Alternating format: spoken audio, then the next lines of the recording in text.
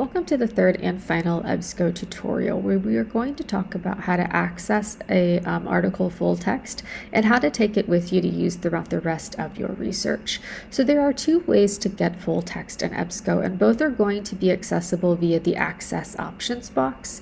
You'll see this box on every source, whether you are in the source record itself or you're in a list view like I am here. You can see it for these two sources right here.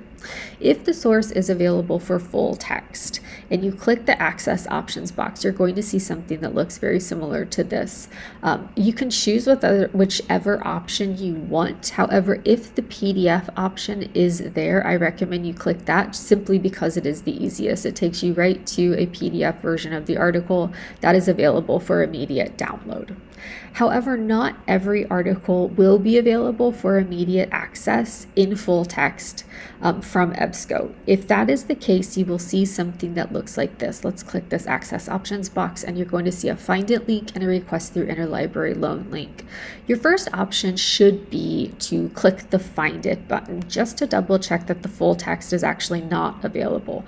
Sometimes when you click the Find It link, it will take you to a full text option that for some reason just isn't reflected in EBSCO. This is not something that happens often or all the time, but it can happen. So just to double check, click the Find It button first and you'll see something like that. Now, if you click the Find It button and instead of giving you a full text option, it takes you to something that looks like this. This means that we truly do not have access to it for immediate download, and you're going to have to order it through interlibrary loan. This is a pretty simple process, and if you're interested in that, there is a video later on in this module that will help you through that process. Now, downloading it directly from the PDF, while it is the simplest way to take an article with you, it is not the only way. If you have an EBSCO account, which you can sign up for free, you can save the source by using this bookmark button here. If you click that, it's going to pop it over into your saved. You can also, if we click these three dots, there's going to be more options available. Again, if you're logged in, you can add it to a project. If you click that, it's going to bump it over into your projects where you can do files for each of them and kind of keep them more organized. If you click the share option, this is where you're going to find the option to either hook it up to your Google Drive, your OneDrive, or to create a permanent link. The permanent link is just that, is a link that's going to hold your source.